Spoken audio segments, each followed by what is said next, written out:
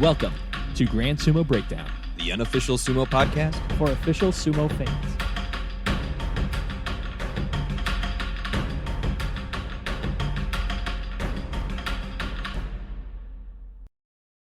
Welcome to Grand Sumo Breakdown. This is Ryan. This is Jake. This is Fleric. And this is Mac. And we are here today to celebrate one of the greatest figures in all of sumo history. He is widely regarded as the GOAT, and despite your opinions of him, and there are many that dislike him, including a couple of people on this podcast, his accomplishments are undeniable. He's probably best known for sporting the worst mustache in all of sumo podcast. That's right. It's our very own Jake's birthday. Happy birthday, Jake. I was about to say, whoa. Were you lumping me in with Hakuho haters or what? I was kind of I was confused about who here actually There's hates people Hakuho. on this podcast that hate you. Oh, What? Who's Oh. Hakuho? We're here to talk about Jake. that was very confusing. Wow. That misdirection was This- too good, Ryan. This is our bus driver. This Too good. Oh God. Am I the only one that cares that Jake is 32 today? Well, Yeah. way to dox my fucking birth date. What the hell? They don't Ryan, know when we're okay. recording seriously, this. sit down. It's okay. You Yeah, sit down right just now. release this a month from now, Jake. Yeah. You'll be fine. Okay, there We'll be you go. fine. I'm just gonna put Exactly this on 1 the month. back burner for X number Nobody- of years. Nobody knows that it's January 11th, 2019. Oh, Nobody God. knows. And we're announcing Hakuho is retiring. Yeah. Jake. We're just getting it out of the way early, and we'll send it out once he's done. Yeah. He it- can't it's, have much longer to go. yeah. It's Certainly like, no more Zen Show U shows. Okay. It's like the news places that like have like obituaries for like celebrities who die like in advance for like everyone. We've been recording Hakuho's going to retire for the last couple of years. Yeah. So that's why this is 2019. So Yeah. we recorded this 5 years ago Yes. on my birthday when I turned 37. Yes. Precisely. Here in the month of our Lord November, the somewhat that's not how that phrase is used, is it? The year of our Lord 2013. Yep. Oh God. month We've of our derailed Lord this it is. so well. Here in the month of our Lord, October of 2021, we is when Hakuho actually retired. Yes. Damn it.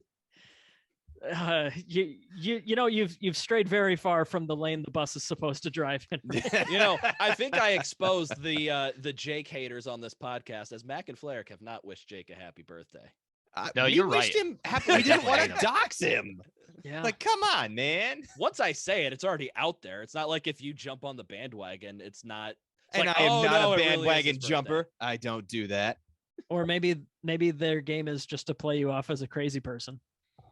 I mean, you Hey, don't need Kush, to play that we, off. we got That's this. right. Just You're- enjoy it. That's what this whole You're, podcast is for. Yes. Exactly. And Ryan's podcast directing skills are doing that job for us. Indeed. So, anyways, why don't we talk about what we came here to talk about? I thought it was funny. Well, that goes without saying, Ryan. whatever you say, Ryan, whose mother's maiden name is, I actually don't know.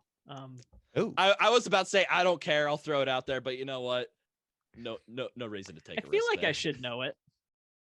I have no idea what your mother's maiden name is, so let's move on and talk about hockey. Yeah, but I see your mother and hang out regularly when she is a present. lovely person. Yeah, Ryan's mom's awesome. Mhm. Yeah, she hosted our makes a great WrestleMania. Yes, Oh yes, for many years. and cookies. Mm. She hosted many a college kid WrestleMania gathering Mhm. over the years. So Let's just talk about the goat of moms, my mom. Who cares about Hakuho?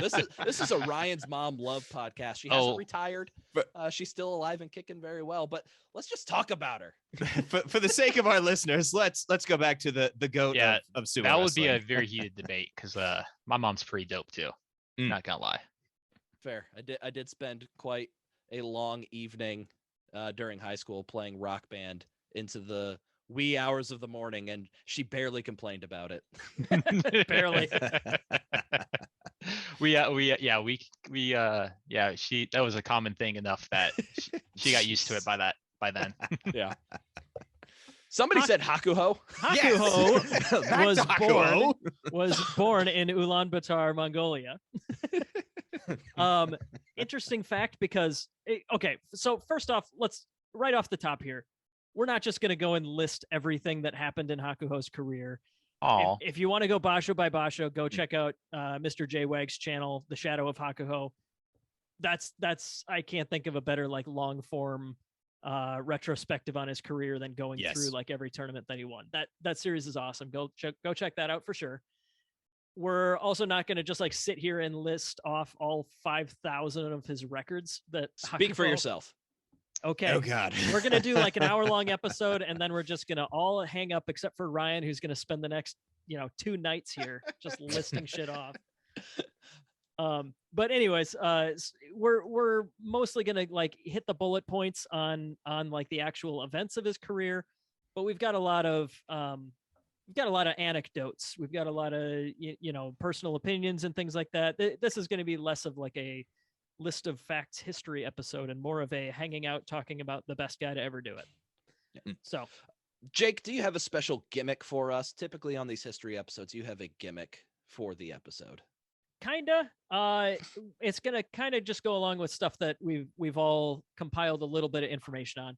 What I kind of want us to do is periodically take a look at other sports and see how does the best of all time in some other area compare to Hakuho being the best of all time at sumo.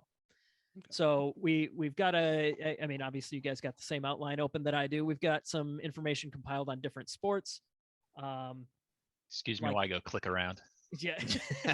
The other 3 of us have this outline open, of course, is what I meant to say. So I mean, like we can compare him to people like Wayne Gretzky.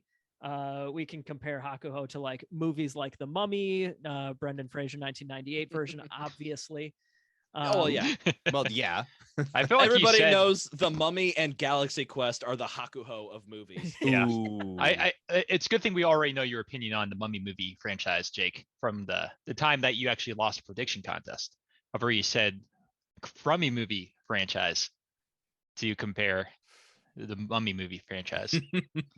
You're looking at me like I'm crazy, but you definitely said that. You know that I forget everything just I've said once the move on, episode Jake. ends. Yes, just continue. I already forgot what we've already talked about today. We might also episode. perhaps bring up the recently also retiring Jason Harris, the Yokozuna of YouTube sumo coverage.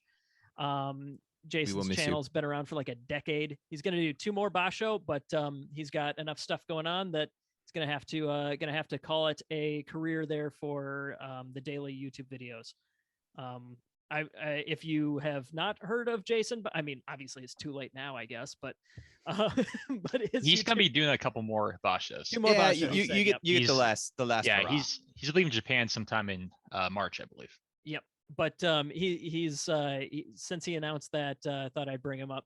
His videos have always been like, he'll film like what's actually happening in the match, like 5-10 minute long video, but also the absolutely invaluable just insight of just a guy who loves sumo and has watched it for a long time, talking about what you're seeing. Like if you're a new sumo watcher, his channel has always been super helpful for actually learning what the hell is going on from somebody who knows what they're talking about. So now that we have taken up the mantle as the top sumo coverage media franchise here, of course, we're going to have to step up our game a little bit. So maybe we'll actually start with Hakuho's biography like 15 minutes into the episode now. Yeah, it's time. Just time. I have one more quick note. Sorry. Oh God, no. I also have a semi gimmicky thing that we're gonna do. All 4 of us are ahead. huge Hakuho fans on this podcast, and so this is going to be a very flowery, happy episode about Hakuho, but that is ignoring quite a few people who have the exact opposite feelings on Hakuho. So whenever I or any one of us feel like we're just getting too high on Hakuho, I've got a couple of Twitter statements from when we asked people about what they thought about Hakuho to kind of bring us down on Hakuho a little bit and get the opposing view brought in a little bit. So if anybody ever feels like we're just loving Hakuho too much, just let me know and I'll read a comment from Twitter. How about we do the thumbs down gesture? Like let's bring it down a little bit. We'll get Ryan reserve to it. read. I've only got like 5 comments. So it's got to be a really special time. Yeah, and I mean, you've already Flerick has unleashed it. Let's get one. Let's start it off with a -1. And All Ryan, right. I just got to say, it was awfully generous of you to refer to Hakuho haters as people. But But regardless, let's hear a statement Ouch. from one of these Ouch. from one So- of these individuals. Subhuman Politico on Twitter says, or really asks, how many matches did he win? And Yushos, with the initial opponent stunning face slap, he seemed to have exclusive right to, and because of which some of the committee wanted to deny him elder stock. I mean, why didn't anybody else try slapping it? It seemed to Right? be pretty effective. It's not exclusive just to Hakuho. He was just that good at pulling it off. No, we'll talk a little bit more about like the bajillion tiny minor controversies that constantly popped up over the last few years. But let's start at the beginning here. Hakuho, he was born Monkbatin Davajargal is my best swing at it. But So I did do some research into the Mongolian names because I am. Are tired you about of, to steal the like side topic? I Wow. was literally Oh, about to start. Go ahead then. Sorry. Hey, Dare Ryan. you? Jake's driving the bus right now. Yeah. You let him Hold on. drive. I'm sorry. I'm tired of us just mispronouncing the names and having no idea. So I tried to do a little bit of research. I mean, I know we're never gonna get super close on pronunciation. So what I did as a consolation prize was I looked up like how do Mongolian names work, and they are effectively patronymic. What that means is Monkbatin, his first, I guess, name is really just his father's name, Monkbat, with a suffix on it, basically meaning son of. So his name, cool. his name is just Davajargal, son of Monkbat. And yeah. So that, and then also I believe it would be more pronounced. I think it's like Dova Jorgol, mostly based on how it's spelled and how you pronounced Ulan Bator and how like those vowel sounds are Wild ass guess. pronounced. Got it. Yeah. Yep. So I'm going with Dova Jorgol. All right. I'm gonna stick We with tried. Hakuho. Yeah, we Hakuho tried. is a much better one. From now on, yes. But regardless, his early life, we definitely have mentioned it before. But he is the son of an all-time great Mongolian wrestler. His father won 6 national Mongolian wrestling tournaments. They do like one tournament a year, the Nadam Festival, where they do like Flarek, what are the 3 Mongolian manly arts? It is it's horseback riding, archery, and wrestling. Boom. Yeah. So they do like competitions and stuff. Those are like the 3 national sports, and in wrestling, Hakuho's father Monkbat was like the best of all time. Nobody else has ever won 6 of them. An original goat, if you will. Yes, a goat. There's no good way to make like a son of goat joke. Whatever. We're gonna let that one go. But yeah, so he comes from like a highly athletic background, but he actually didn't go into Mongolian wrestling formally. He didn't like train for that full time. He was always into athletics though. His main sport was basketball, which I think is kind of funny. That was Kakuyu's thing as well. Exactly. Basketball. It was the 90s. It's it was the 90s. Michael Jordan. Mhm. That's true. It was the And 90s as longtime GSB nemesis John Gunning told us, basketball is like the biggest sport over there in Mongolia. Mhm. Yeah, we talked about that on our interview with him a month or 2 ago, right? Yep. Yeah, that was a lot of fun. Anyways, though, at the time that he did go to Japan in October of 2000 at 15 to try out for a sumo stable, he was considered like below average size, which I think is hilarious. He was scrawny. Yeah, he was like according to Wikipedia, at the time that he went over, he was 62 kilograms or about 140 pounds. Oh, Even wow. at 15, that's not a lot. That's not very many pounds.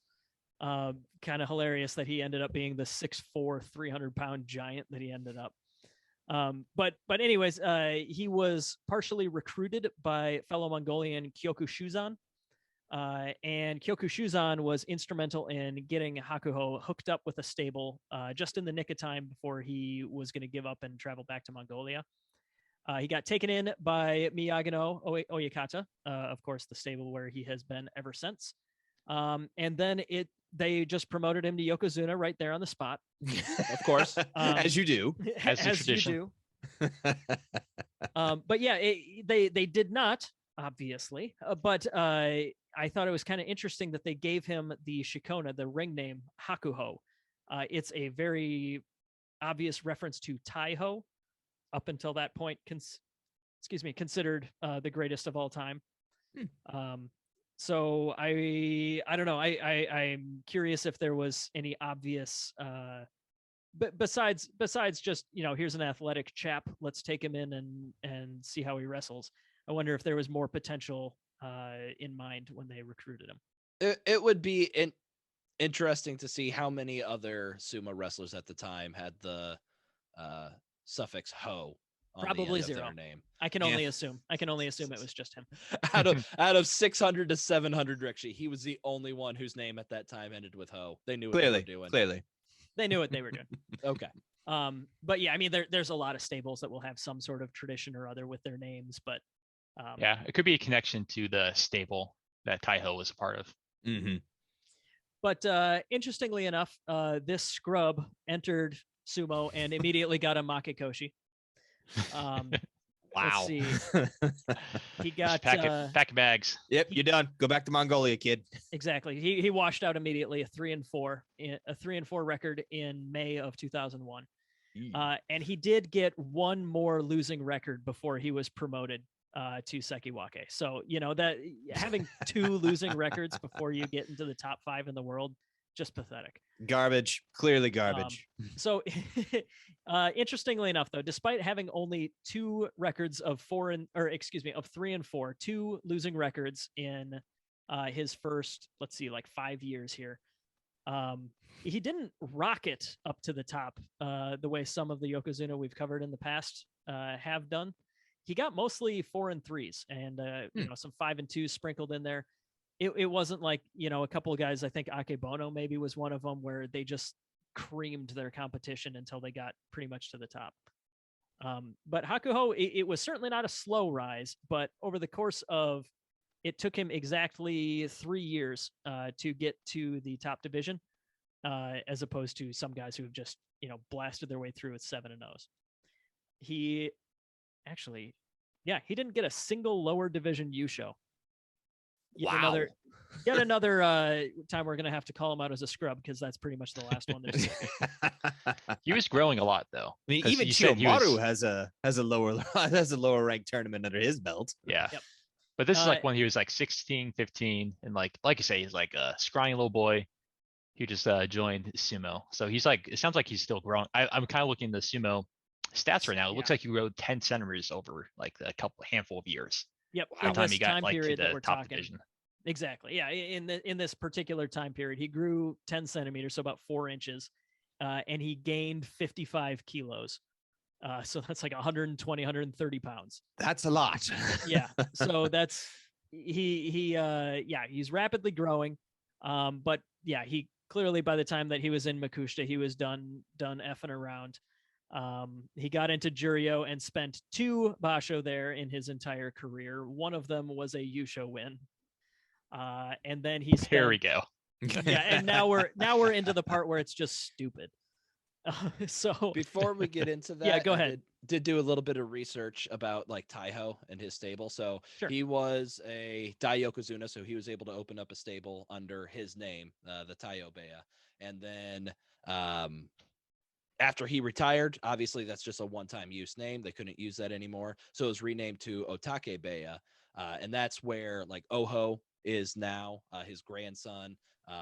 There's another ho that's the same. Budo-ho same kanji. is in Budo-ho. there as well. There's also a Toho that's in there. I'm not sure if he's related to Oho or Mudoho. So it seems like that Otake stable is what's connected to Taiho. I couldn't find any connections to Miyagino stable and Taiho. Yeah, it could be there could be a relation. It could be like a former wrestler who started his own, whatever. There's so many name changes and so many stables, it is very difficult to keep track of that stuff. But the direct descendancy is the Otake Beya. Gotcha. So yeah, I think until we actually get to his promotion to Yokozuna, we will cover a lot of the details. But just to put this in perspective, like on Wikipedia, there are 4 paragraphs under early life and sumo background for Hakuho. There's 1 paragraph under Ozeki, and by the time we're at our 3rd bullet point, we're talking about promotion to Yokozuna. There's not a lot here. Yeah, so he like I said, he moved swiftly but not unbelievably so through the lower divisions, and then hit Juryo and never looked back. So yeah, I like I said, he got a 12-3 Yusho in Juryo. Then he was Maegashira 16 in his very first tournament in the top division. He went 12-3 with a special prize From M16? from M16. Holy crap. I also saw some anecdotes about that he went up against somebody that was tied for the Yusho lead pretty late into the basho and had like a kind of like a cheeky slap down win against that guy. So Hakuho had some of that cheekiness from the very beginning, it seems like. I think that was probably Hokuto Riki, his day 15 matchup. That guy ended at 13-2. Yep. So Still yeah. respectable. And Yeah, then so and that was a Hokuto guy Riki- at Maegashira 1. and then Hokuto Riki, because he lost to Maegashira 16 Hakuho, then had to have a playoff and lost that against Asashoryu for the Yusho. Oh. Mongolian bros Hakuho made sticking an up enemy for that each day. other. But yeah, so very first one, 12-3. Then he gets promoted to Maegashira 8, goes 11-4. Maegashira 3 goes 8-7. Maegashira 1, 12-3. He gets his first Jun Yusho. He gets one of the matches he called out in his own career retrospective as one of his favorites ever was his Kinboshi win, his only Kinboshi ever. And it was over Asashoryu. Well, I mean, it was his only one ever because he had like one opportunity. I was about to say, it's like let's qualify that here. Yeah, let's see. Did he even face Asashoryu ever before that? That might have been their first.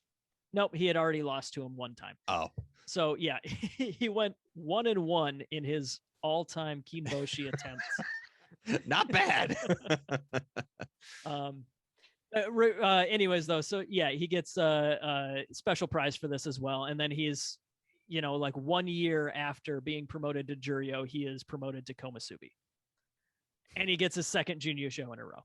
He gets a special prize, and then he's Sekiwake.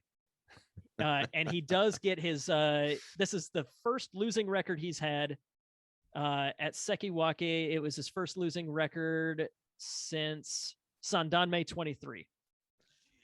So, and that's and that's due to a 6-2, and then he had to pull out. So it's not like he was doing badly either. It was. Was it his knee? Let's see. I'm not positive on that one.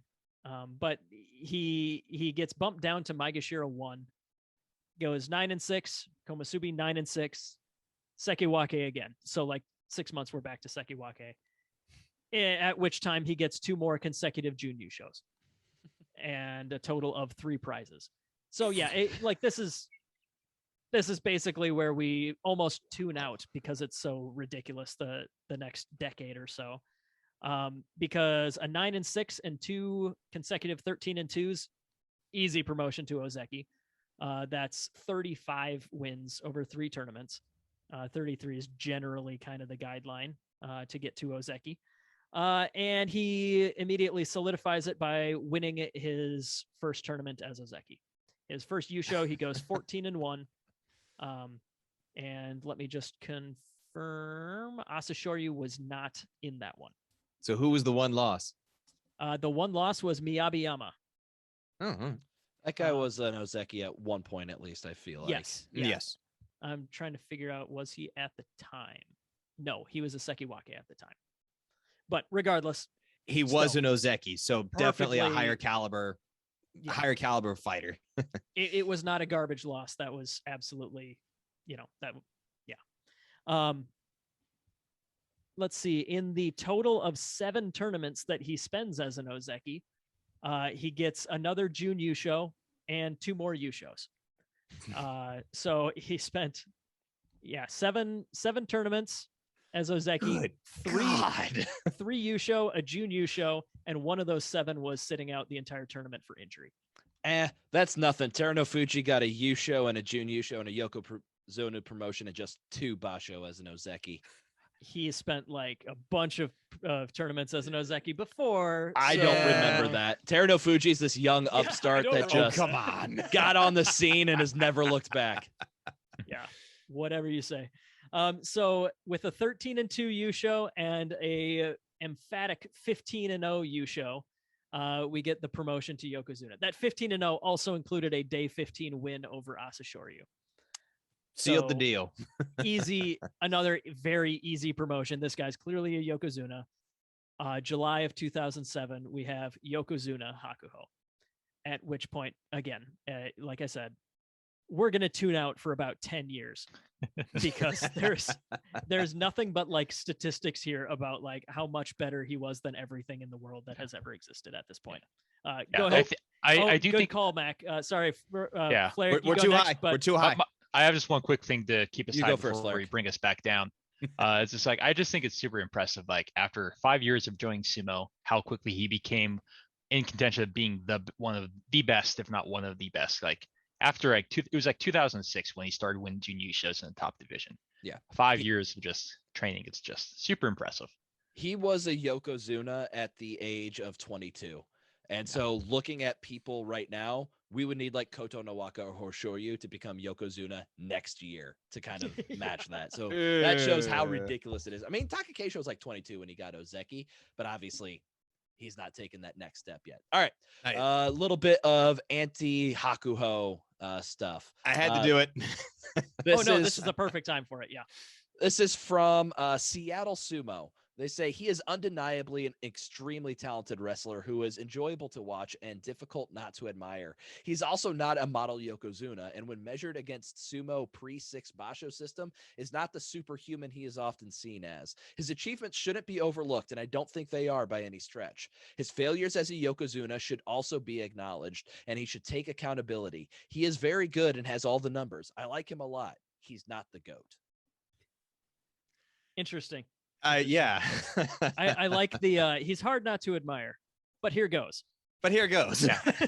Like we're flip flopping a little bit, but okay. Yeah. No, I think they make a good point, like of the faults. Like, you know, he has very impressive stuff, but some faults as well. but sometimes he gets happy. So, But yes. anyways, no, all in good fun for somebody who's factually incorrect. But let's move on to And subhuman. And subhuman. That's right. Hakuho haters are not people. Exactly. But yeah, so kidding aside, or somewhat kind of maybe we'll see about kidding, Hakuho does not win his first tournament as a Yokozuna. So Teruno Fuji's got that on him too, Ryan. I'm going to preempt you right there. That's right. And Telling you, Kiso watch Sato. out for this Teruno Fuji fella who's coming for all the records. Who dares defeat Hakuho as his debut as a Yokozuna? He went 11-4. We're talking about Nagoya 2007, by the way. Oh, and I'm sorry. Obviously, it's Asashoryu. Yeah. Oh, it is course it Asashoryu. Okay. Of course And it is. Kotomitsuki and Koto Oshu and Chio Taikai. Those are the 4 that dared beat Hakuho. I was about to say in his 11-4 debut. is what he went. Oh, Okay. I see what you mean. Yeah, Asashoryu won that Yusho, but yes, he did have 4 losses. That's what I wanted to know. Like, who dares defeat Hakuho? Gotcha. Well, those 4. And those are the last 4 to ever beat him in sumo. That was the last time Ever Hakuho again. lost. I mean, kinda, because let me. This is the most ridiculous stat from September of 2007 all the way until May of 2016. There are 1 and 1 instance where he got worse than second place. One of them, this many? Yes, Seriously? that many fingers. Yeah. For the So- record, Mac is holding up 2 fingers. Yes, 2. let the record show. 2 times. 2. So yeah, 2007 to 2016 is the greatest run in the history of sports, probably. 9 years? In 2012, he had 1 tournament where he only got 10-5, which is still perfectly fine for somebody who's not Yeah. Hakuho. And then in 2015, he had a he went 0-2 and then had to pull out the rest of the tournament. But other than that, every single one of these was either a Yusho or a Jun Yusho. So entering the streak, he had 3 Yushos. Leaving the streak, he had 37. Jeez. I'll also Entering- point out, like, most of the people listening to this probably saw Hakuho in like the past 5 years or less, Sure. like we did, where he's a part-time Yokozuna. In this stretch that Jake's talking about, he competed in every single match for about 8 straight years. It was just that 03 and 12. Yeah. That was the only time. Let's see. Yeah, so the only matches in his career that he had missed up to this point were that injury as a Sekiwake that we mentioned, 0015 as an Ozeki, and then all the way down to 2015, this is 0312. 100% active outside of those 3 tournaments. And yeah, he gets 34 of his title wins. His Junyu shows his second place. He goes from a total of 5 at the beginning of this streak to 21 by the end of this streak. This is That's- almost sickening. it- Just reading back through this, like, I'm literally sickened, Mac. what are you? It is just absurd. Like for let me bring up the list of Yokozuna here. So he, I mean we don't have to cover every single basho, like I said, but after this streak, he's still Hakuho. He goes from 37 all the way up to 45 total tournaments or total tournament wins. So like it's not like he's done by this point or anything like that. But like this particular streak alone puts him in first place of everything. Yeah. And I know Jake said we don't want to go over all of Hakuho's records. Oh, I At mean, least we not- should go through them. I just don't want us to like Yeah. list everything off one Yeah. after the other and all that. So since we're talking about this streak of dominance, I want to talk about some lesser kind of known accomplishments that Hakuho had during this time. Sure. So in 2009, he was the first Rikishi ever and since to lose 3 Makuuchi playoffs in 1 year. So he was good enough to get to the playoffs 3 times that year and lost those. He probably won the other Yusho that year. He set the record for most consecutive Yusho or Jun Yusho at 14 in a row in 2009. He extended it to 27, ending in 2012. Jeez. To that young upstart Terunofuji, I believe he's got 6 straight Yusho or Jun Yusho. He finished as the Rikishi with the most wins in the calendar year for the 6th consecutive time to set a record in 2012. I don't know. I didn't go back and do the research to figure how long he stretched that out to, but probably another little while. Yeah, the most wins in a calendar year, by the way. Hakuho is tied for first with himself, With himself. and also tied for 4th, and also tied for 6th. Wow. Yeah, in 1, 2, 3, 4, 5, 6, 7, 8. There's 11 people on this list. Just because of ties, this is effectively a top 10, and Hakuho is in each of the tiers except for one of them. Good grief. I've got just a couple more real quick. He set the record in 2013 with his 9th Zensho Yusho for most perfect records, and he eventually pushed that to 16 overall. And then he had ending in 2015, as we talked about, was a record 722 consecutive matches competed in as a Yokozuna. Just ridiculous. Let's talk about the win streak he had during this time too. Yes, absolutely. It's the longest win streak in the modern era.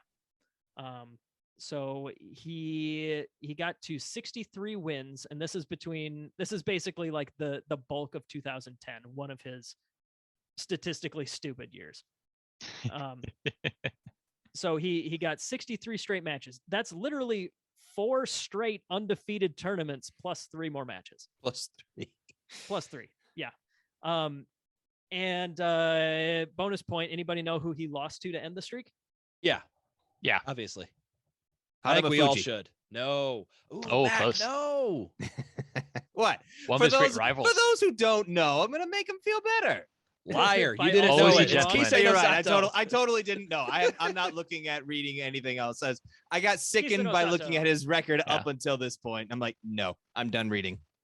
Yeah, the reason why that's so fresh in my mind is because, like, when I was first getting into sumo, like looking back on Hakuho and all of his records, it was such a great and amazing thing to do. Like, it just kind of really brought me into the sport.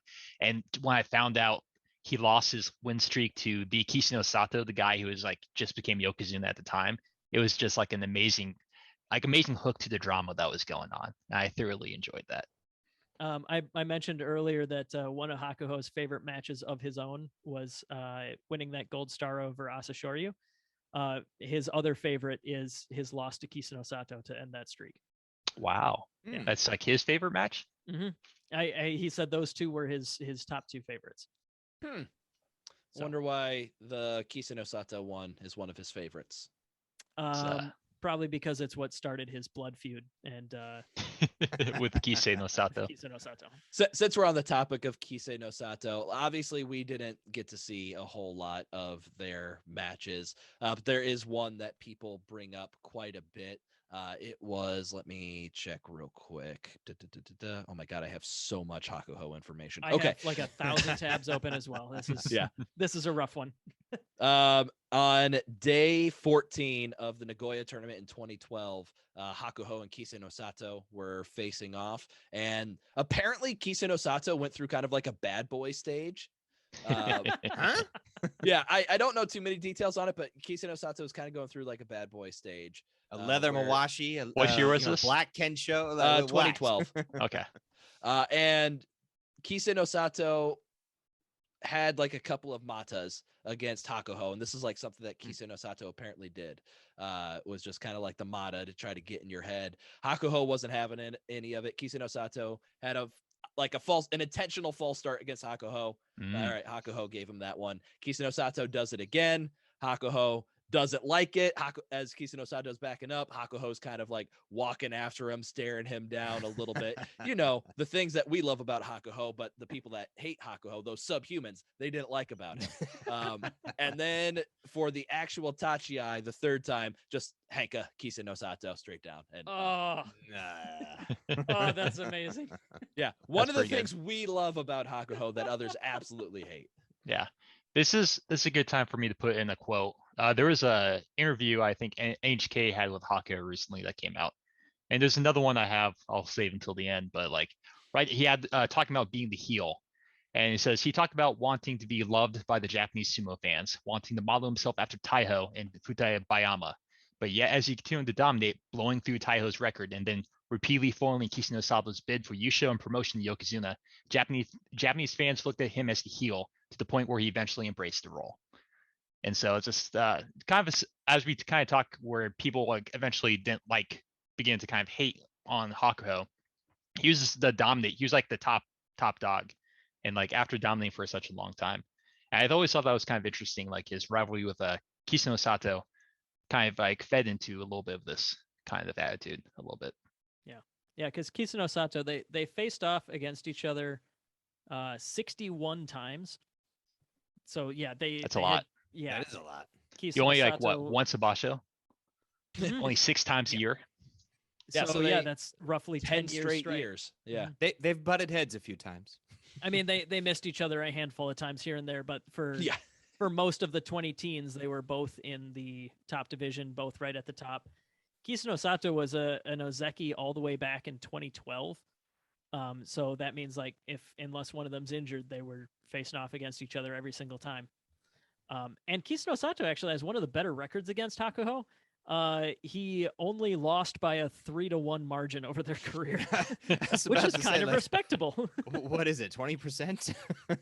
Yeah, they went 45-16 in favor of Hakuho. That's okay. Honestly almost as good as it gets. I think Asashoryu is the only like significant. Like there are some guys that he went like 0-1 against because he faced them on the way up from the low divisions or something. Yeah. But like Asashoryu is like the only guy to actually, have him long term. The other one I could think of is like Tochi Azuma. It's like a 13 match sample size or something like that. But he didn't have a winning record against Hakuho, but he's like the closest top guy that I could find. There was a Russian wrestler, Aurora. Yeah, didn't he have like a winning record against Hakuho? Aurora, I think. the largest wrestler ever. Yeah, he went 1-0 against Hakuho. 1-0. Yeah. That's a record to keep around. Hang your hat. Remind hat people on about one. that all the time at the pub. Yeah, there's two greatest ever records that Aurora has: largest wrestler ever, and showed Hakuho the Yeah. door. Slight divergent, but like now he's killing on weight loss now. If you Oh, follow God, his yeah. Twitter, Oh, like he's no, like he looks great. down hundreds of pounds. But yeah, back to So Hakuho. Hakuho versus Tochiazuma. If you discount Hakuho's 2 wins over Tochiazuma by Fusen, they actually had a 6-6 head-to-head record against each other. And so this was from 2004 to 2007. So this was when Hakuho was rising. He was a Maegashira up until Hakuho being an Ozeki, while Tochiazuma was basically an Ozeki that entire time. And so they had a 6-6 record head-to-head. Sorry, got to correct you. It's 6-5 in favor of Hakuho. Oh, Ooh. You are absolutely correct. How does that feel to be so wrong, Sure. Ryan? It's his birthday. I mean, I had to give him an easy layup so that he felt good about Fair. himself. Right, that Ryan just gave me my favorite birthday present I've gotten this year. Yeah, he got to correct me. I get to correct Ryan on sports history. Just don't call Ryan's cell phone, Jake, and then you'll feel He got sad to again. correct me on simple arithmetic because apparently I can't count to 5 correctly. Oh, where were we at? Hakuho's amazing. Yeah, Hakuho's really good at this. Yeah, we've arrived into the 2016s. He just Yeah. completely this blew down- away this all is- the records. Yeah, this during like what we were talking about, like the 2010, maybe a little bit later. This is when the Harumu Fuji and I think Kakuryu kind of came up around this time. Yeah, Yep. so there was a gap between Asashoryu retiring in bunny quotes, because of his scandals and stuff. There's a wrestler with actual scandals, side note. But either way, Asashoryu was done in 2010. So not really a coincidence that that's when Hakuho had some of his best years. But yeah, so Kakuryu and Haruma Fuji were not promoted immediately after that. Let's see. Haruma Fuji was 2012. Kakuryu was 2014. The also mentioned Kisano Sato was 2017. So for a little while, Hakuho was the only Yokozuna for a decent patch of this streak. But that streak, I mean, we mentioned the real dominant stuff started in 2007. So like, yeah, there was definitely some overlap. It's not like he was the only guy at the top for this whole time, but there was a couple years where he was the only Yokozuna. So only fair to mention that. Mhm. Yeah, he's starting to see some competitors during this time rise up, but he's still just dominating them all the time. And while we're in, once again, this 9 to 10 year stretch of Hakuho, I mean, I do feel like we need to bring up some of the controversies around him. And really, the controversies around Hakuho, there weren't very many during this time frame. Kind of went through his Wikipedia page, probably just like Jake did, because I wanted to find, okay, a lot of people my don't reference like material. Hakuho. No. How dare you? A lot of people don't like Hakuho. I get why, but I want to find the exact reasons. But between 2007, 2015, there's not a whole lot. I've got 3 items that people can point to that at least were listed on his Wikipedia page. If there's other things that people know about that happened during this time, please let me know. Probably that Henka against Kiseno Sato would be one people didn't like. There's the general, like, he's the general doing Hakuho-ness. the Hakuho-ness of, like, we've talked about it before when we talk about Hakuho. He'll do whatever he's got to do to win, because to win is Hakuho's only goal. If that's not what you're looking for in a Yokozuna, Hakuho's not your guy. Yeah. I'm sorry. Go ahead, Ryan. Another, I guess, anecdote on a reason people wouldn't like Hakuho for in-ring antics, his hatred for Tochiozan.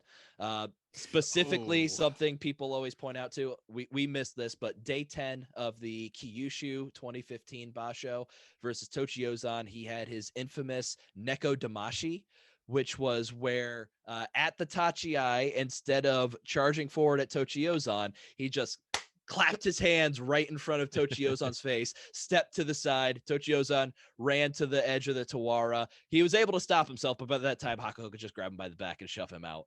So a very unique strategy used by Hakuho there versus Tochiozan. So another thing people can point to is like, that's not Yokozuna like. I don't like him.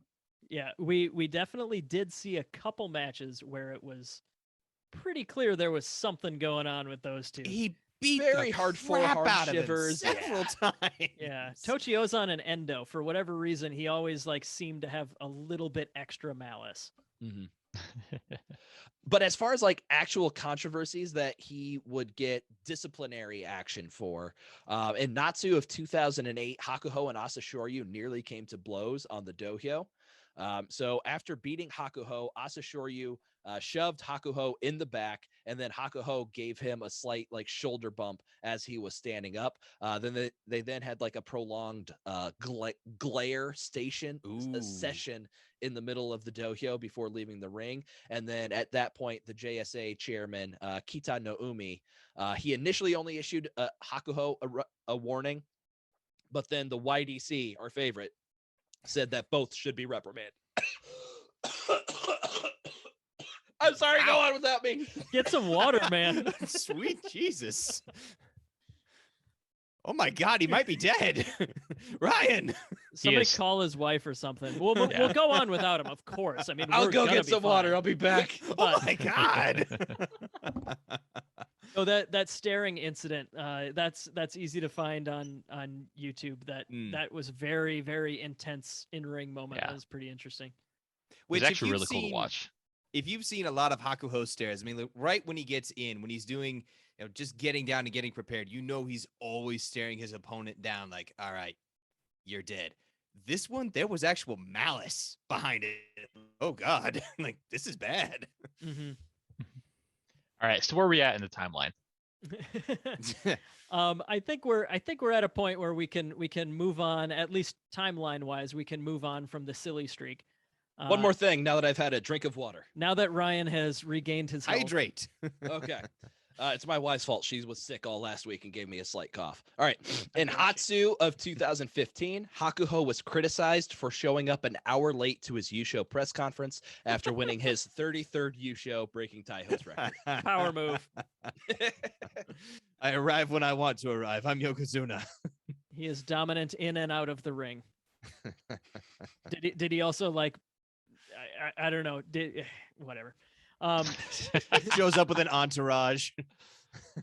It's just such a power move. He overwhelmed me just now. 10 years later. We all know that being late to press conferences is very un-Yokozuna like.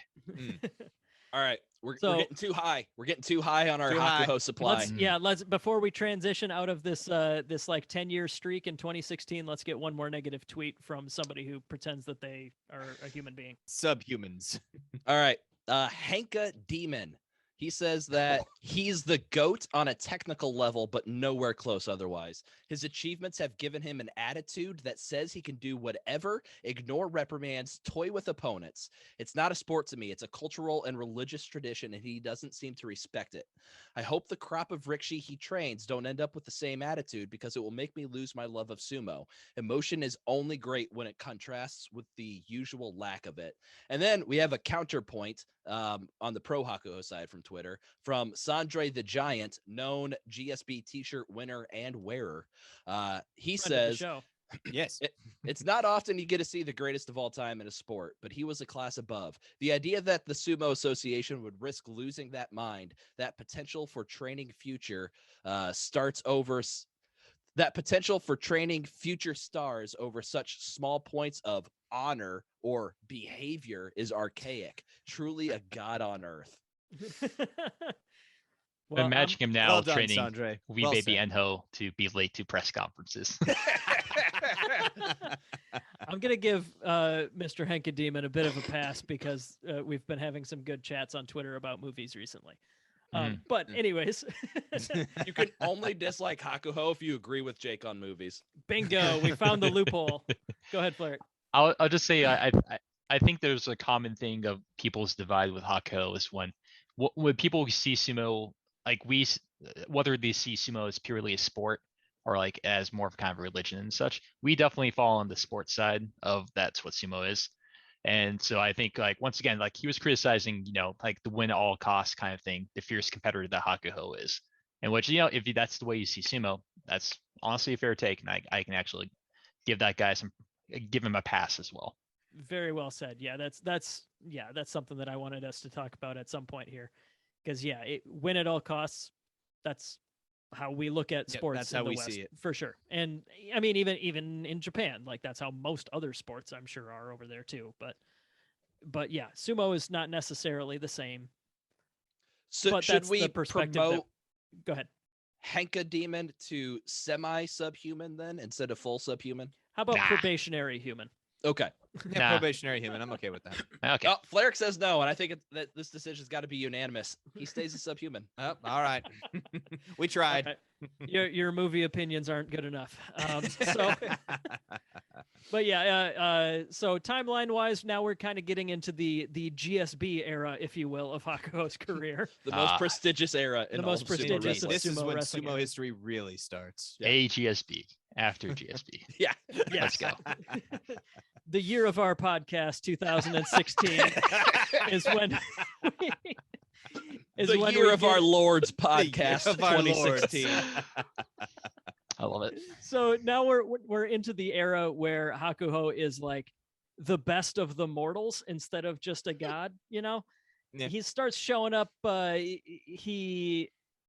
of 2016, his 37th U show, that's the end of like the super streak. The following tournament, July of 2016, he goes 10-5, and then he starts taking a tournament off every 3, every 2, every whatever. It just starts, the injuries are piling up by this point, but anytime he's healthy to show up for a full tournament, he's also, a favorite to win. So he goes a full 5 tournaments without a U show for the first time in a decade.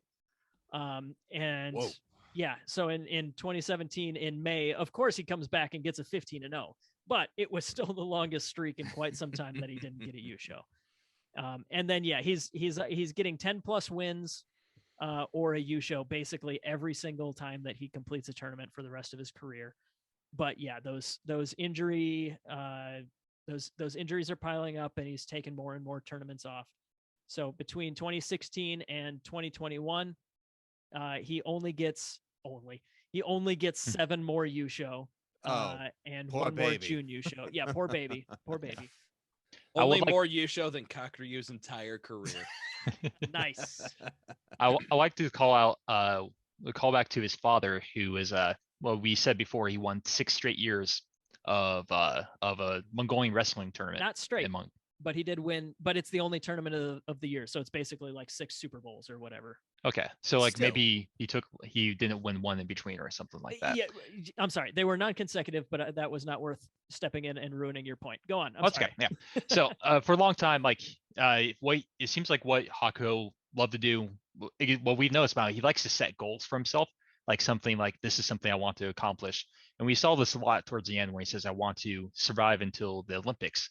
And so like maybe possibly be selected to do a Dogo Iri or something like that. But the 36th win was important to him because that is 6 years of Yusho wins. And he saw that being equivalent to what his father did, which was 6 straight years of being the best wrestler in Mongolia. And so that was like when he got around 2016. That was a huge kind of milestone stone for him. Mm-hmm. Yeah. So he, like we said, he surpassed it. So he is the equivalent of 7.5 of those by the time that he retires. Mm-hmm. Just super cool. Super. I don't know. That's one of my favorite things about Hakuho is like the comparisons and achievements that he has like to his father in another sport. And as we're going to get into later, just how do you translate this in comparison to greatness in other sports is just a super interesting topic to me. But yeah, so career wise though, like I said, the injuries are piling up. This most recent time that he was injured from, let's see, he took 5 straight tournaments off, only showing up for 2 matches in March of 2021.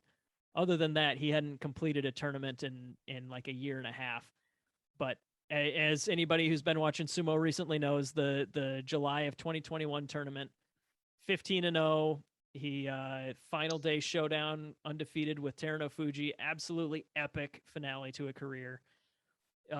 Probably the most epic sumo like iconic image, at least as far as our podcast has existed, was Clash of Titans. the Clash of the Titans and Hakuho standing over the defeated Teruno Fuji with the fist pump.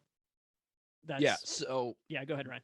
we had talked about on the recap episode when for the Nagoya Basho, like the day after it happened.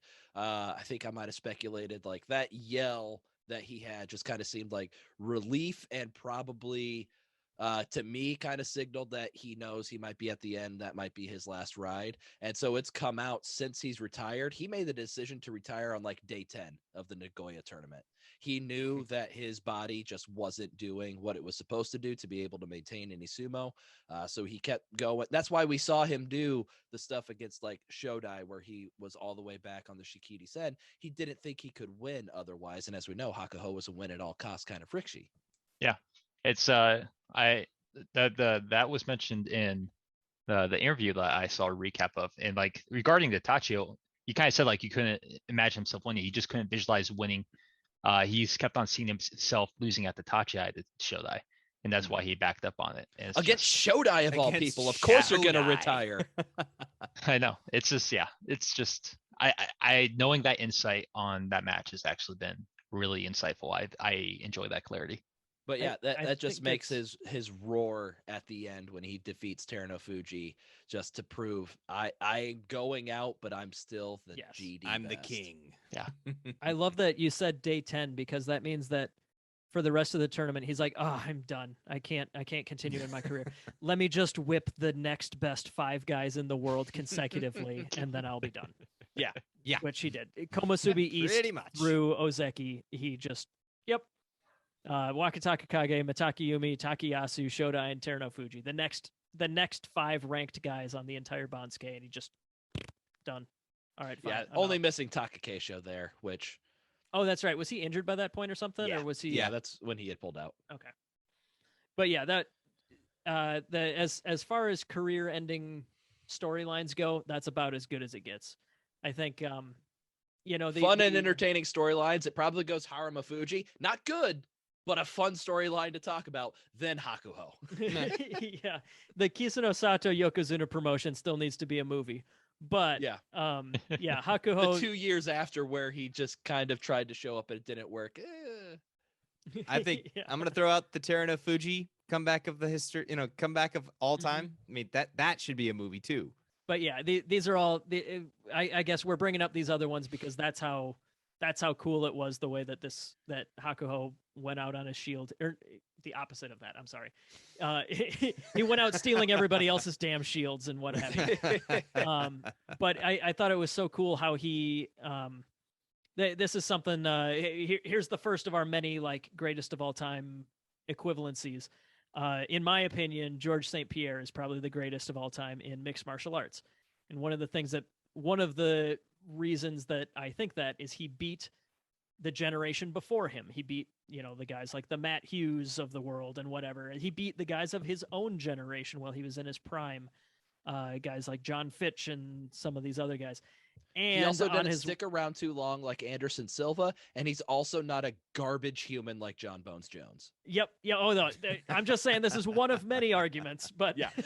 but no. So GSP he beat the guys of his own generation, but then towards the end, before he retires, he also beats the next generation. He beats guys like Johnny Hendricks, and Hakuho definitely gives me that kind of vibe. He beat Asashoryu. Like by the time that they were done. By the time Asashoryu retired, Hakuho had gone 6-1 against him in their last 7 matchups. So he had proven his dominance over that guy. He'd proven his dominance over his own generation, guys like Kisuno Sato. And then the very last match for the Yusho, dumping the next Yokozuna, is just so iconically, just thematically perfect. If you were looking at sumo as a whole from like a pro wrestling storyline standpoint, maybe it would be better for Terano Fuji to beat Hakuho, have like the dramatic shake hands in the ring moment or something like that. The Hulk Hogan versus Andre the Giant. Yeah, match, but equivalent, if you will. But if you're looking at it from a Hakuho's career standpoint, then yes, that's beating the next generation iconically like that. With the Muhammad Ali like fist bump kind of pose over the corpse of his fallen foe, just perfect, just awesome. But yeah, so last little bit, I guess, biography wise, he is now retiring to coach. He's not like directly taking over the Miyagino stable or anything like that. I closed the wrong tab. What is Magaki? Magaki is his Magaki? elder name. That's the stock Mhm. that he had acquired.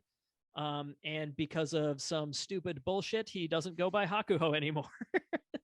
That's an issue for another time. But that's there's current events. I think we'll talk more about that on the Kyushu preview. Probably. Sure. I think we'll dive more into the all current of the event side of stuff, things. Yeah. the hoops Hakuho had to jump through just to become Magaki Oyakata, and the fact that him using the name Hakuho as an Oyakata wasn't even broached. It seems like we'll cover that more in detail later. Yeah. Has his Danpatsu been scheduled yet, or is that still in the works? It's like a year plus down the line. They've got Okay. such a backup of people that need to get their hair cut. It's ridiculous. Also true. Yeah, they got the barbers basically took 2020 off, so we got to Yeah. catch Mhm. up. Danpatsu Shiki, for people that might not know, is the hair cutting ceremony after a Rikishi retires. So you're still going to see Hakuho rocking the chonmage for quite a while until he has the ceremony to officially cut his hair. Yep, and those are awesome. If you haven't heard of one of those or seen one of those, go see if you can find some videos on it, because it's really cool. They have all sorts of people that are important to the wrestler come up and take like a tiny snip, and so like everybody gets a chance to help cut off his top knot. So I've got 2016 is kind of like the break in Hakuho's career. He had his big long streak over, then he had his kind of short spurts of doing well and then sitting out. Part-time. And that's really when his criticisms and punishments came to fruition in his career. I'm not going to read like all the details I have because I don't want to be here forever. But we'll just go with Haru 2016, criticized by the JSA for using a Henka against Harumafuji on the final day. Yeah, to win the U show, by the way. To win the U show. If he lost, he would have had to go to a playoff against Kisano Sato, who was sitting ringside to watch the Henka. Hakuho is quoted as saying, I had never planned to win with a Henka, and quote, I feel really bad about that. I feel bad as he's hoisting the Emperor's Cup. I feel so bad. Whatever, buddy. And then also in Haru 2016, he was criticized for, this is the first time we're bringing this up, giving unnecessary shoves after the bout was over, otherwise known as Damayoshi. Apparently did it on day 4 against Okinoumi, day 8 against Yoshikaze, another kind of fun little rival for Hakuho, Yoshikaze, in a couple of different instances. Another punching bag. Yeah, he caused Yoshikaze to crash into Izutsu Oyakata, Kakuryu's former stable master that passed away last year or the year before, I believe, and broke Izutsu Oyakata's femur. And Not good. yeah, and then Hakuho was quoted at this point saying, even I have weaknesses in the ring that I want to correct. I don't know why, but when I get into the ring, I turn into a different Hakuho. I think there are 2 Hakuhos. I'm gentler when I'm not in the ring. So that could give a little bit of people that think he's not going to do well as Magaki Oyakata. Maybe since he's not going to be on the dojo, maybe he'll do just fine, kind of toeing the line a little bit better. Also, for God's sakes, I hope you're more gentle when you're not in the ring. No kidding. This is a good time to mention my last quote, which is when they ask him about Hinkaku, like with what he thought about what Hinkaku meant to him. Let me predict what he said. What's Hinkaku? What? Huh? I'm sorry, I can't hear you over these 45 Emperor's Cups that I'm sitting amongst. Juggle, juggle, juggle. Exactly. Anyways, he said when he was asked what Hinkaku, and by extension Yokozuna Sumo, meant to him, he replied that whether young or old, or no matter how kind you may be, as Yokozuna, it was either win or retire. So for him, it meant being a devil in the dojo and kind-hearted outside of it, and winning at all costs. So like kind of what you said, that quote, like you kind of goes towards what he thought. Like sumo is still a sport where I have to win or retire. It's all cute and stuff, like trying to maybe do straightforward sumo, but you have to win. I still want to keep on doing some sumo. And he's just like, yeah, he definitely saw some moments of being just ruthless in the dojo and caused some issues, like someone unfortunately breaking a leg, which is not good. But like the stuff outside of it, he definitely put effort to try to be a nice person outside of it. So I think that lines up with what I know of the guy. Yeah. So keep going on with controversies and criticisms for Hakuho. Kyushu 2017 is when he appealed to the ringside judges to call a false start in his day 11 loss against Yoshikaze. I was gonna bring that one love up. that. That Yep. is one of my favorite moments of Hakuho. Refusing to go into the dojo and accept the loss for a Oh. very extended period of time.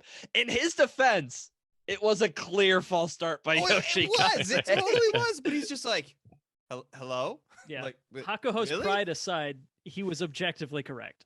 Yeah. Yeah. Yes. Fun fact: that was the second time he did that, because there's one time earlier of work, because technically any sumo rikishi by the side of the ring can actually call like a mata or something like that, but like he's the only one who actually did it once before for They like a can hair call pull. for a mono-e, I believe, as well. A mono-e, right? yes, thank Yes, you. Yeah, that's what he did. It was Kakuryu versus Goedo. Goedo had won the match, but Hakuho raised his hand to call the mono-e. They reviewed it and saw that Goedo pulled Kakuryu's hair, giving Kakuryu the win over Yeah. Goedo. it did not work inside the ring though, so I guess No. I was a little No. You That's can't why call it on Hakuho your waited till he got like outside of the dojo, then raised his hand. It's like, hey, I'm outside the dojo. Yeah. I'm one of I'm the guys just eligible now, watching. technically. Hey, guys. You should have just stared daggers with like whoever was ringside rikishi, just like, come on, Kakuryu, Yeah. help me out. You should have used the voice. The voice. Ooh. All right. You have to find the right pitch. Yeah. December The weirdy way. 2017, Hakuho was docked all of his salary for January 2018 and half of February for failing to act when Takanoiwa was attacked by Haruma Fuji.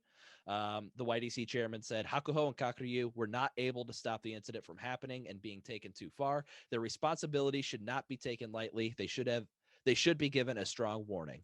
Hatsu 2018, he was criticized by the Yokozuna Deliberation Council for using slaps to the face and leading with the forearm and elbow at the tachiai, moves considered beneath the dignity of Yokozuna. He would continue to implement these techniques and was criticized again after his win over Terano Fuji in Nagoya 2021, and probably every single meeting of the YDC between 2018 and 2021.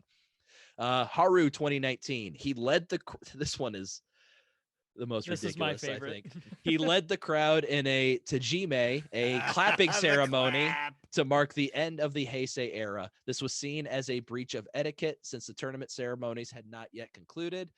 After criticism from the YDC, Hakuho and Miyagino Oyakata apologized to the Sumo Association, and Hakuho was issued an official reprimand by the JSA the following month because Put it on the stack. Yeah, put that one on the pile. He clapped wrong. Yeah, and I mean it's I not know our it's- culture. We don't know yeah, how big of fair, a deal it is, fair, but to the outside, it's just like he clapped at the wrong time, cut the man a little bit of slack. It's extremely easy to make fun of that one. Yes, I understand that there's some cultural differences there, but come on. He received a stern warning from the YDC in November of 2020 for not participating in the previous two bashos. First time that recommendation have ever been made. And Kakuryu got it at the same time. And then, of course, you had the shout at the end of his final match, which he received criticism for that as well. I'm sure there are other times in there where he Let the received man some wrestle. criticism and reprimands. But I think it's important to point out, like, the people who say he did not act like a Yokozuna inside the ring, and I don't like him because of that. Like we said for Hanka Demon, you view this as a tradition and as a religious ceremony, and what he's doing is not living up to that. And so I can definitely see that for criticism and not liking Hakuho, but all of the things that he did were things in the dojo and nothing to cause harm or any really acts of malice, unless your name was Tochi Ozan, to anybody. And so I don't think you can take it away from Hakuho's character as a good person. And I don't think that I've seen many people make those arguments, and I would fight very strongly against them, because this is just the acts of a very competitive person who wants to win, not a bad person. I do think that we can't let it go by without pointing out the irony of somebody named Henka Demon. Thank like you. that out. Thank you for that's been Sorry, gnawing buddy. at me. I'm like, Henka demon. I'm like, okay, Henka. Hey, wait a second. Clearly, it's the demon that is summoned whenever there is a Hanka to wag You're right. the You're right. finger in the face of the Rick. She's like, hey, Naughty. don't do those. You know, I'll pull you better down cut to that hell out. or something.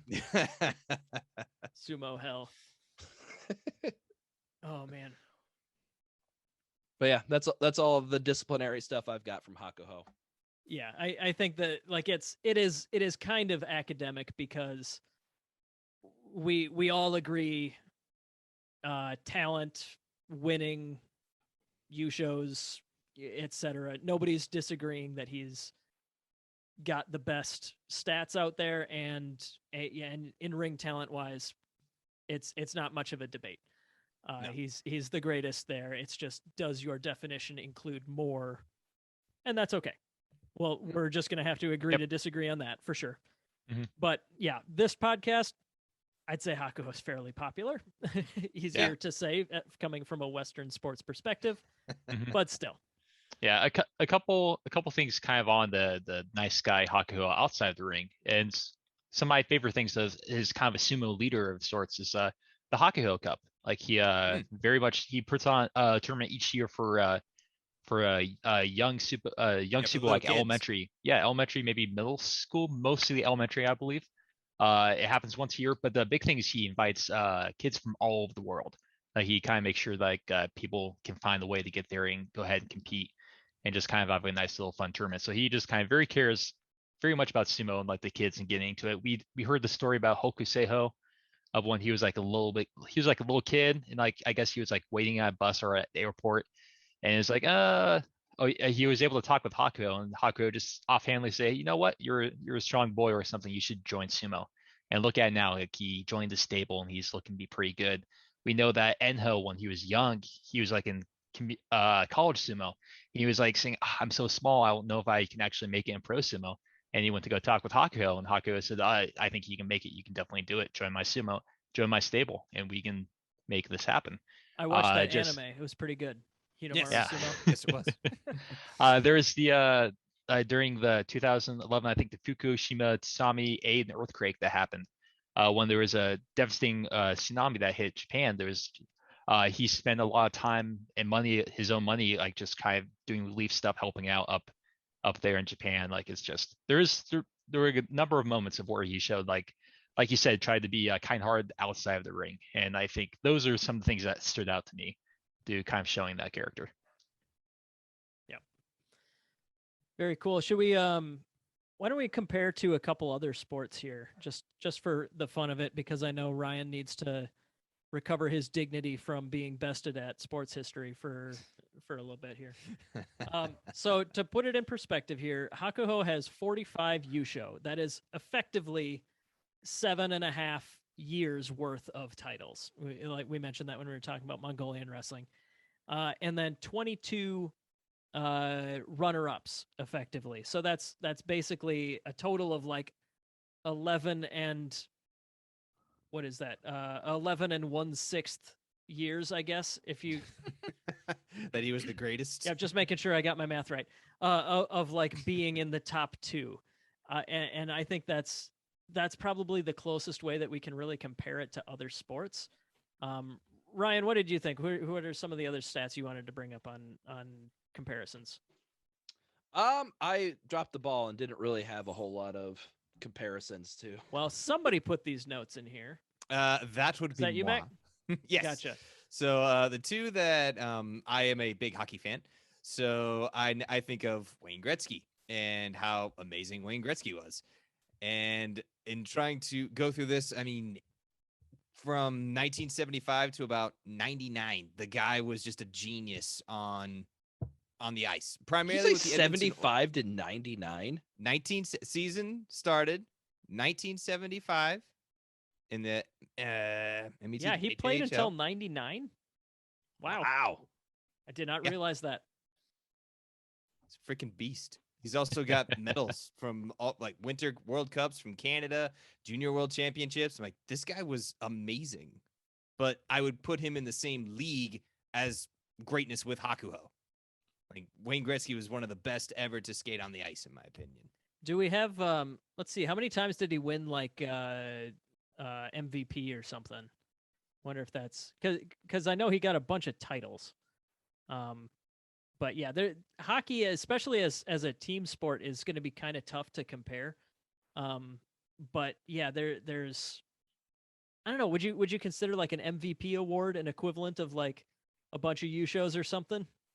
Yeah, I was having difficulty with that because I think about Tom Brady now in the NFL with his 7 Super Bowl wins. Sure. And if you take a look at Hakuho, it's like, all right, how many years did he have complete dominance with his U shows? Okay, you could say that's an equivalent of 7.5 years of winning like the Super Bowl. But does winning 1 Super Bowl equal winning 6 tournaments in 1 year? I don't think that's equivalent in my mind. But I don't know how to make 6 basho equal 1 Super Bowl. I mean, they're the same amount of things that happen in a calendar year, but I don't know that that's an equivalency of winning 1 season of football and winning 1 basho. It's Is 1 pretty season of impossible football there. 3 basho? Yeah, So it's pretty tough because one of the very unique things about sumo is that it really has no off season. Like you have like the 1 month between bashos, but other than that, you have to be on, you have to be in shape, and you have to be ready to go and compete. And like he did that, like we said, he at least had like what 3 years when he was like always like the best junior show you showed the entire time. It's just super impressive. I mean, I agree. It's just so hard to compete, so hard to compare. Yeah, I mean, the easier ones to compare are like tennis and golf, where you have the 4 major championships. And so you have Novak Djokovic, Roger Federer, Rafael Nadal. They all have 20 major championships. So they basically, in a sport that has 4 basho a year, so to get the equivalency, you take that times 1.25. They all have the equivalent of 25 Yusho. So that's less than 45. That's less than 45. And then it's the same in golf where you're at Jack Nicklaus is your best with 18 majors there.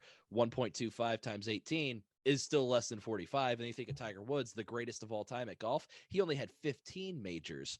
And so once again, still a lot less than 45 U show. Yeah.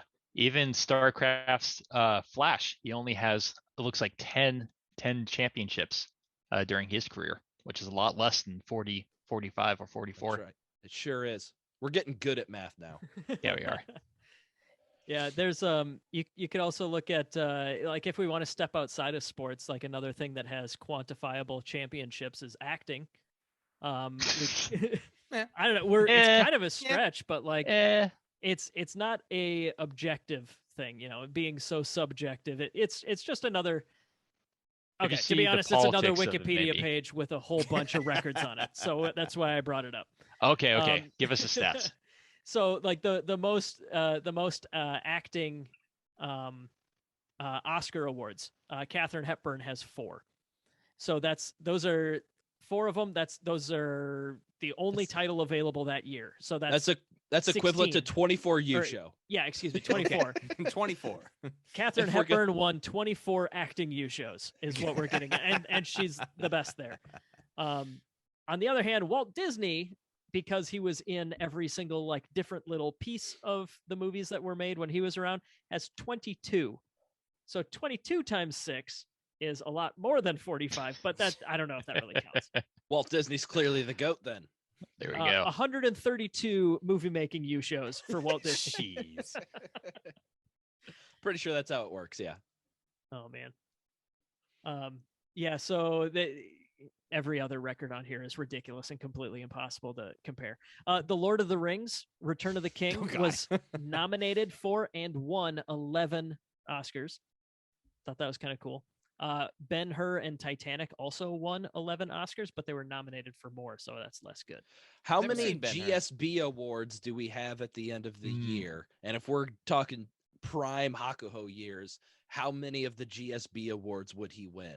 I think that's how we got to compare it to like Lord of the Rings. I think Rikshi of the Year, he's definitely gotten that at least once or twice. Probably Match of the Year, Moment of the Year, probably Villain of the Year.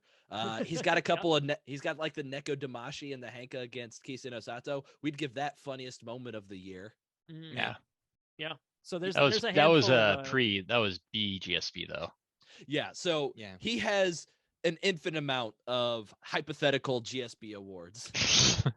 That is true. of course. But then you have to account of where we start hating him from spite for winning everything. Like that True. little lump Yeah. in there. There's at It'll- least a 2-year stretch. It'll be interesting to see where we go with this young upstart Terano Fuji, as he is clearly the best guy around right now. How many years of and not that he has many years of dominance in him, but I'd be curious if we ever get to a breaking point with Terano Fuji. Like if he just wins 6 in a row because there's nobody else at his level right now, do we get tired of him and Mhm. stop the podcast because we don't want to talk about sumo anymore? No, It's but maybe. you got Hoshoryu, you got Kotonowaka, you got plenty of up and comers coming. It's Yeah, just well- it's super impressive. The Hakuho, like in the little comparing like we tried to do, it's just he doesn't compare it. Like he really is just like the best ever. Honestly, Can I cover like a few more stats that are just like a few more records just because we haven't brought them up yet? do it. Let me handle that because I have it in quiz form, and so I just want to make sure you don't take any answers to my quiz. Okay. All right, I'll shut up. But yeah, why don't we wrap it up with a bit of a quiz, on some more stats. I'll close my tabs here. All right, so this is kind of more miscellaneous, not so the big list of Hakuho's records. I don't think we've gotten to yet, so might as well do it now. 45 career Yusho wins, most of all time. 1,187 career wins, period, most of all time. 16 Zensho Yushos, perfect championships, most of all time. That's double second place.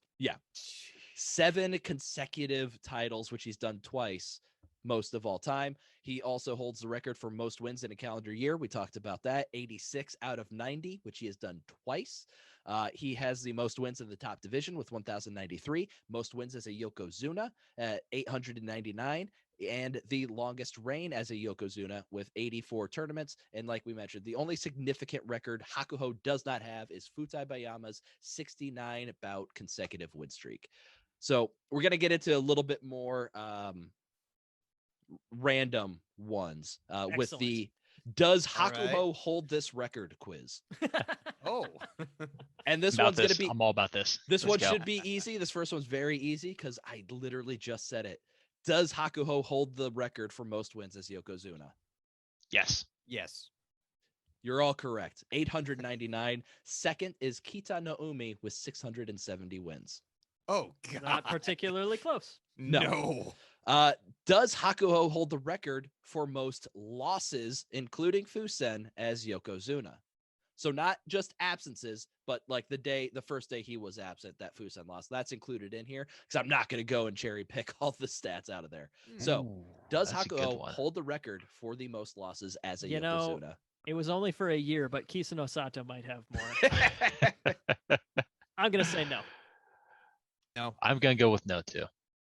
It is no. Kita no Umi had 156 losses as a Yokozuna. Oh, yeah. Hakuho, who was a Yokozuna for 21 more basho than Kita no Umi, had 129. That's still higher than I expected. And so I didn't look through everybody, but like the longest reigning Yokozuna, I do think Hakuho has the second most losses as a Yokozuna. And I think third place would be Akebono. He had 122. Yeah, All right. long careers will get you many losses. Does Hakuho hold the record for the most consecutive years with a Yusho? Most consecutive years? I go Yes. yes. Consecutive years with the Yusho. I'm just gonna go with no. The answer is yes. He Ooh. won a Yusho for 16 consecutive years from 2021 all the way back down to 2006. Wow, Ryan's not even that old. Second is Taiho, who won a Yusho in 12 consecutive years. Mm. We already talked about this. Does Hakuho hold the record for, well, we didn't talk about this exactly. Does he hold the record for consecutive Zensho Yusho? Yes. I'm pretty confident. gonna Sure. go yes. Yeah. Yes, he does. That's what I thought. 4 consecutive Zensho Yusho. That was in his 63 match win streak.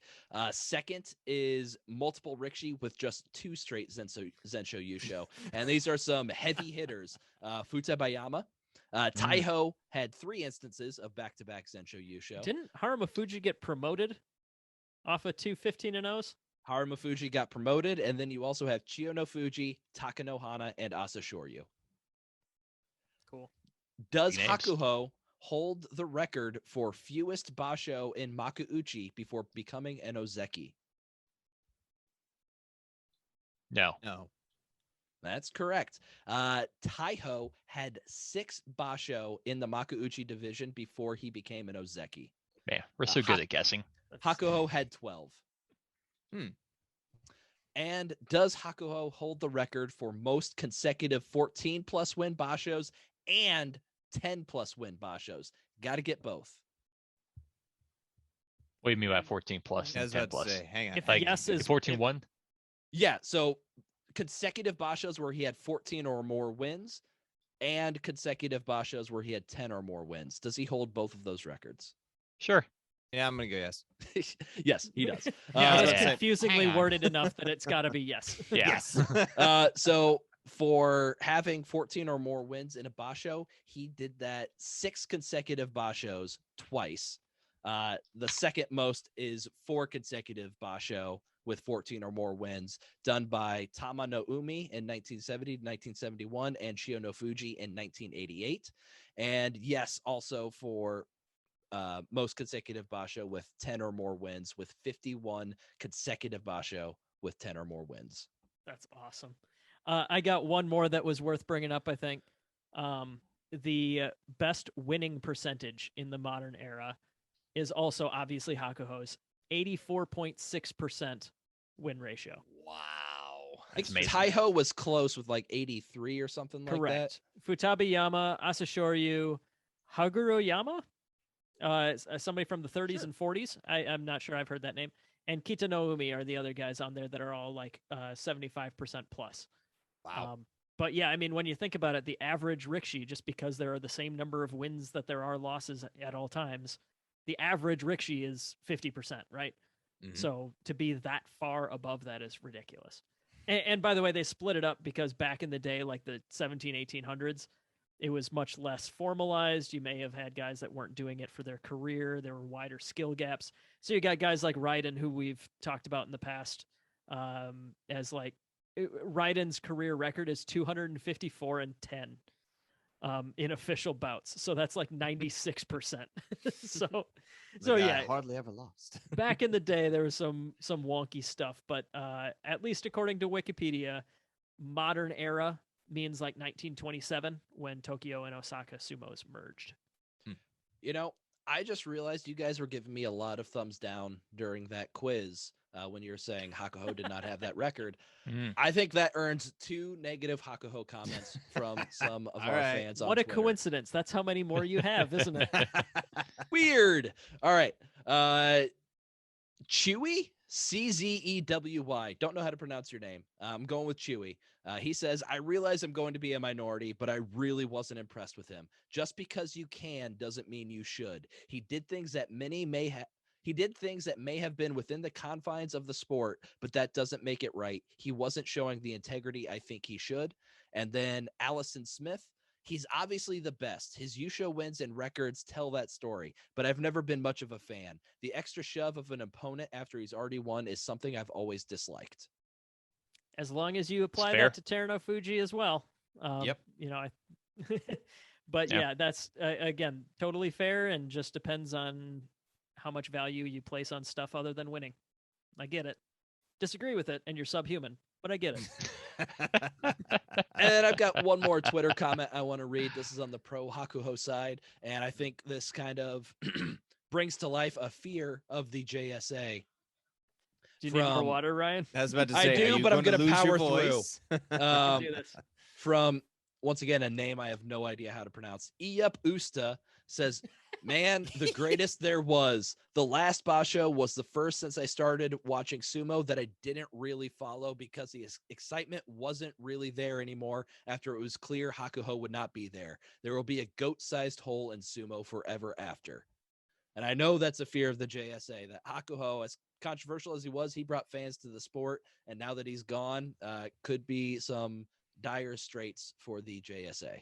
Yep. Got to put butts in seats. Mm-hmm. Yep. Well, I'm just getting to the end of my notes where I realized I missed one of my jokes that I thought was clever that I wanted to bring up. Just throw it in now, and then Bill, you can edit it to make it seem amazing. What Of do you need course. for setup? Yeah. Nothing. When we were bringing up things that were the greatest of all time. Hey, Ryan, do you know? I'm trying to think of something that were the greatest of all time. I can't think of anything off the top of my head. Does anyone else have any Hey. ideas? I got one. Oh, Jake, that's great. We talked about the greatest sumo wrestler of all time. We talked about the greatest movie of all time, The Mummy, 1998, Brendan Fraser. But we didn't talk about the greatest song in the world. But that, unfortunately, is lost to time. But Tenacious D did sing a tribute to it. Mm. I've heard God, that. that was so not worth it. I should have just That was shut not up. worth it. Let's do our I was about to stupid say, outro. is it not Bonnie Tyler, Jake? I thought it was good. Seriously? Are you not? I loved it. Let's do our stupid outro so I can go to bed. No, because I told you guys the final thing we're going to do, we all need to share our absolute favorite Hakuho moment. I'm going to start because I'm a creature of the present. And I mean, I think the greatest thing I've seen Hakuho do live is his day 15 match against Teruno Fuji on the Nagoya 2021 Basho. Just the hype that surrounded it, both of them being 14-0 going into the match. Hakuho clearly on his last legs, and what we know now was a man who had already made up his mind to retire. It's one of the very few days that I stayed up to watch sumo live, to sacrifice the next 3 days of my life due to trying to make up the sleep. And it was absolutely worth it to see that match. And just knowing that I stayed up to watch Hakuho's last match live, that's always going to stick with me. So that's got to be my favorite moment. Whoever else wants to go and share theirs, I don't care. Okay, well, Ryan's checked out. One of the ones I was going to bring up, we spoke about where he wanted to call a mata in his own match and just stood there. I don't think it's necessarily the thing that I will remember most fondly about Hakuho, but I think it's one of the best microcosms of the whole Hakuho character, to just argue his own match in a world where that is just completely unheard of, and be very persistent about it even. Yeah, I'm trying to think. There was some small things I remember liking about him. One was he popularized the Shinryu Dohyo Iri style, which was that's one where you crouch down, you have both arms out wide, and that was it was not in vogue for a very long time because a lot of people did it and they got injured or had bad careers in Yokozuna, but he did it and he kicked butt. So it's that's kind of that's no longer a thing with that style, which I thoroughly liked. And the other thing I remember hearing, it was some off comment a long time ago, the other Yokozuna talking how this is when Harumu Fuji, Kakuryu, Kisano Sato were still in the scene, and they were saying they would call each other by their first names, oh, Harumu Fuji, how's it going? Oh, not too bad, Kakuryu.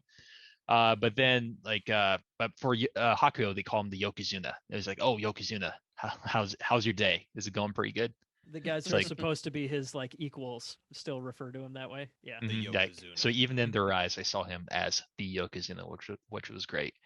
So just probably being the Yokozuna of the scene for such a long time, it was just fantastic. And like that one guy said, I'll very much miss him. He's very much a Yokozuna sized hole, but there's definitely some upstarts. We'll see how they do doing that.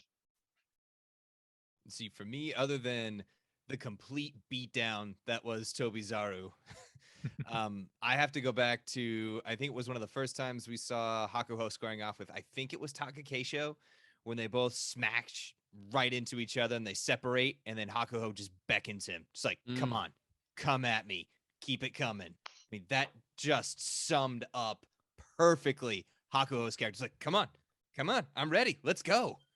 I forgot about perfect. those. I forgot about those matches. Those are literally my favorite like It was sumo matches definitely ever. Takakesho, yeah. Yeah. Because it happened a couple times, I think. The first one was Mhm. the best, but I think it Yes. happened a couple times. He just said, like, Takakesho's ready, and Hakuho's just like, come on, let's go. So bad. He just had a swagger that was just fantastic. All right, Jake. Do you want us to let you go? Do you want us to? Yes, I would like to not stay up super duper late on a day that may or may not be my birthday. In a year that may or may not be 20 years in the past or 20 years in the future. Yes, the year of our podcast, 2000, and then 20, and then 1 or so. But yes, no, thanks for joining us. We'll be back within Couple weeks. When's Banzuke Day, Ryan? Banzuke comes out this coming Sunday in the year 2015 on Of our podcast. July 38th. We will be looking to release a Banzuke review episode on like maybe the 1st or 2nd or so of November. Yes. That, and then we will have our obviously our preview for the Kyushu basho. A little bit of a sneak preview. Pokemon talk. I actually have no idea what that means. Pokemon's going to be sponsoring some. Pokemon's going to be sponsoring some Too much. Kesho Mawashi and saw banners. Okay, that's pretty dope. That sounds fun. That is pretty if cool. there is not a Hariyama or a Snorlax or something like that, I'm going to be disappointed. I know there's a Makuhita who is a sumo wrestler. Let me that go evolves to into bed. Hariyama. Nope. Sorry, I didn't know if we actually ended recording. Bye. Bye. Hakuho's the best subhumans that believe otherwise. Thank you for listening to Grand Sumo Breakdown.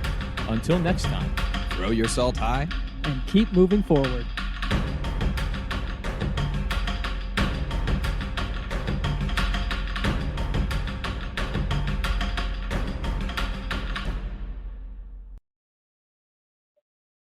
Hey, my name's Brian, and I'm a sumo fan from Seattle.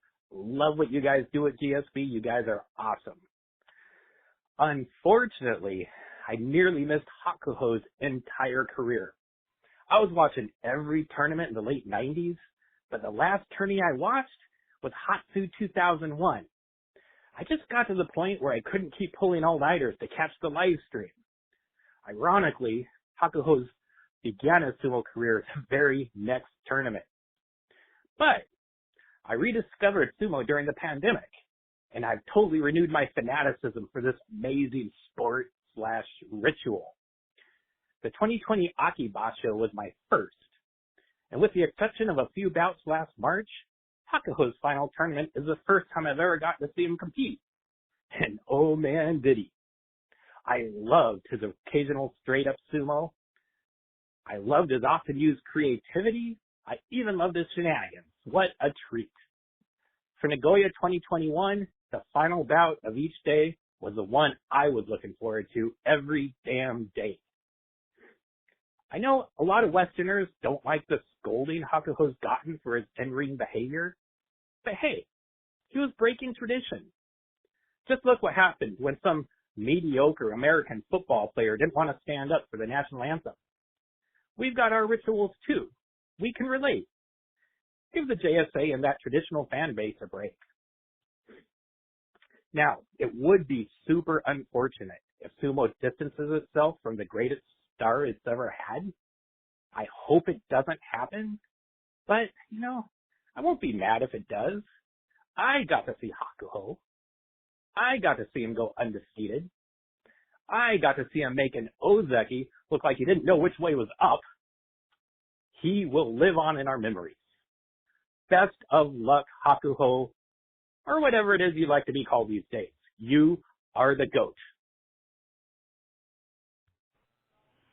About Hakuho, I only discovered sumo a couple of years ago when my local PBS started airing NHK, and I feel so fortunate that I was able to discover sumo during the Hakuho era. He was a pleasure to watch.